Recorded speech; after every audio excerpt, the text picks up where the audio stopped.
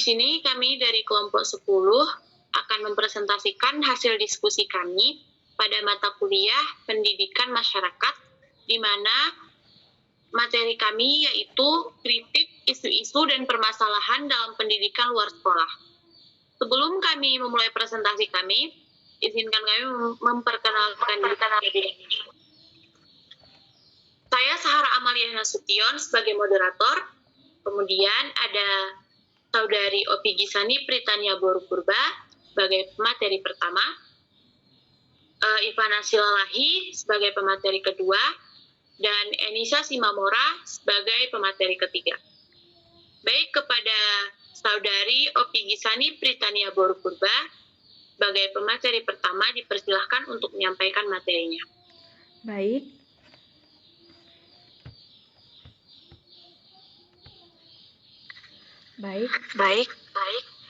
Yang pertama saya akan membacakan kritik terhadap pendidikan formal.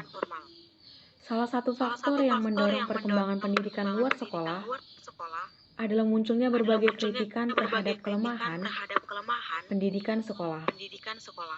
Kritik terhadap pendidikan sekolah mulai berkembang dalam dunia pendidikan pada tahun 60-an. Ivan Illich lahir pada tanggal 4 September 1926 di Vienna,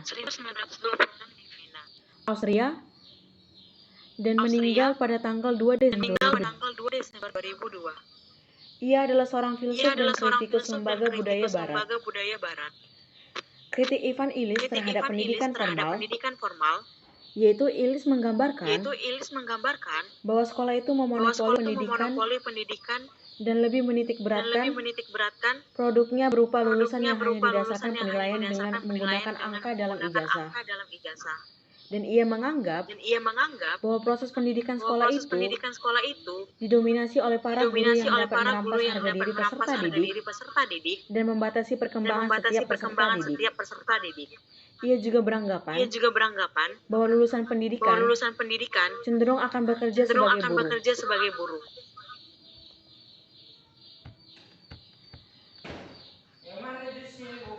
Lalu yang kedua ada pendapat dari Paulo Freire. Paulo Freire lahir di Recife, Brazil 19 September 1921 dan meninggal di Sao Paulo, Brazil 2 Mei 1997. Beliau adalah seorang tokoh pendidikan yang berpengaruh di dunia. Kritik Paulo Freire terhadap pendidikan sekolah, yaitu menurutnya kegiatan belajar mengajar di sekolah lebih didominasi oleh guru yang cenderung berperan sebagai penekan atau opresor. Sedangkan peserta didik cenderung berupa pada situasi tertekan atau oppressed. Konsep yang ditawarkan oleh Freire adalah yang pertama, menurutnya guru harus sebagai fasiliator. Yang kedua, di dalam pendidikan seharusnya menggunakan konsep tentang penyadaran atau konsiensi cakau. Dan yang ketiga, di dalam pendidikan gaya mengajar seharusnya menggunakan konsep yang disebut pendidikan pengajuan masalah atau program posing education. Baik, saya serahkan kepada moderator. Baik, terima kasih kepada Saudari Opi Gisani Pritania Borupurba. Selanjutnya akan dilanjutkan oleh pemateri kedua, yaitu Saudari Ivana Silalahi. Kepada Saudari dipersilahkan. Baik, terima kasih kepada moderator kami, Sahara Amalia. Di sini saya akan melanjutkan materinya.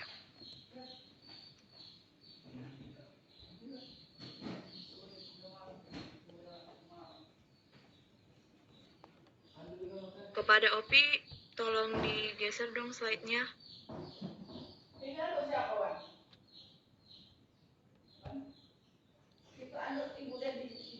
Baik, pendidikan di Indonesia melalui supervisi pendidikan.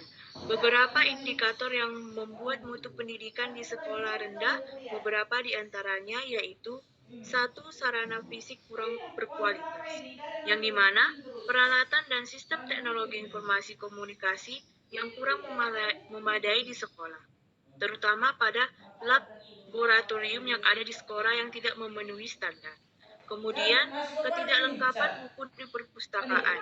Sekolah tidak memiliki media atau platform pembelajaran yang dibutuhkan, sampai banyak sekali gedung sekolah yang kurang layak pakai atau bisa disebut rusak. Yang kedua, kualitas guru rendah. Yang ketiga, gaji guru terlalu rendah. Di Indonesia, ada banyak guru yang mengajar di lebih dari satu sekolah, bahkan banyak sekolah. Ada juga yang mengajar les privat terbuka di rumahnya dan bekerja sampingan lainnya. Hal ini dikarenakan pendapatan guru yang terlalu rendah sehingga tidak cukup untuk memenuhi kebutuhan hidup mereka. Yang keempat, penerapan kurikulum di Indonesia yang belum bisa memenuhi kriteria. Isu-isu dan permasalahan dalam pendidikan luar sekolah. Nggak pakai aja, pakai.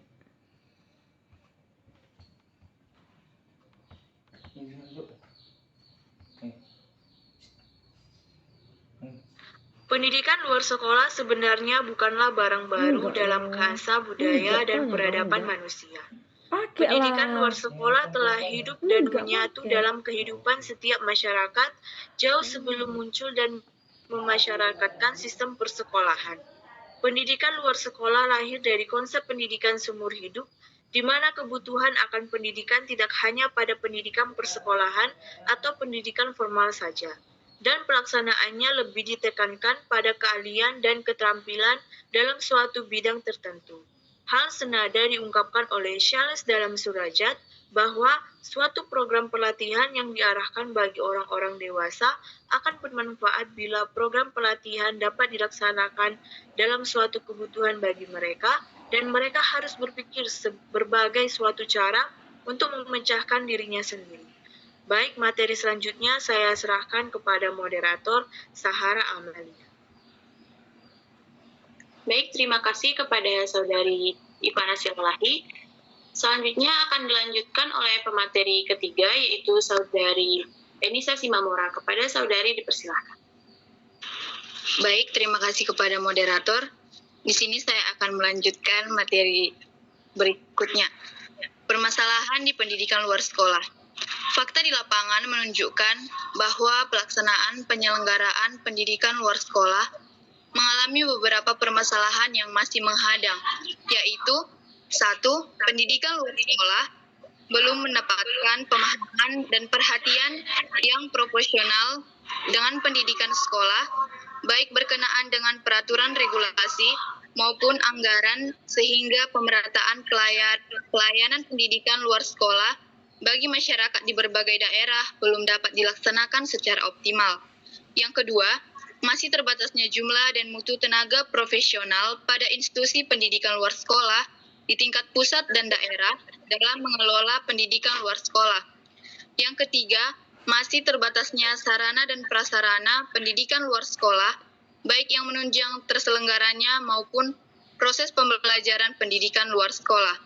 Yang terakhir, ketergantungannya terhadap penyelenggaraan kegiatan pendidikan luar sekolah di lapangan pada tenaga sukarela, sehingga tidak ada jaminan kesinambungan pelaksanaan program pendidikan luar sekolah. Materi berikutnya yaitu adalah kesimpulan yang dapat kami berikan dari materi kami. Kesimpulan yang dapat kami berikan yaitu pendidikan adalah salah satu cara untuk mendongkrak kemajuan bangsa dalam rangka mengelola negeri ini menjadi negara maju dan hasilnya.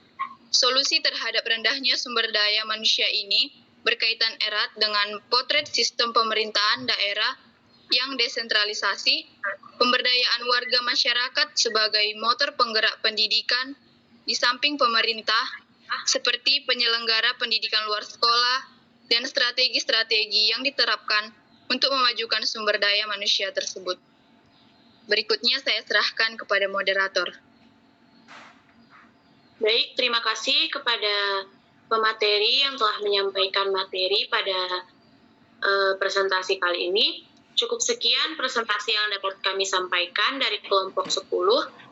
Kami mohon maaf apabila banyak kekurangan dan kesalahan pada presentasi kami. Assalamualaikum warahmatullahi wabarakatuh.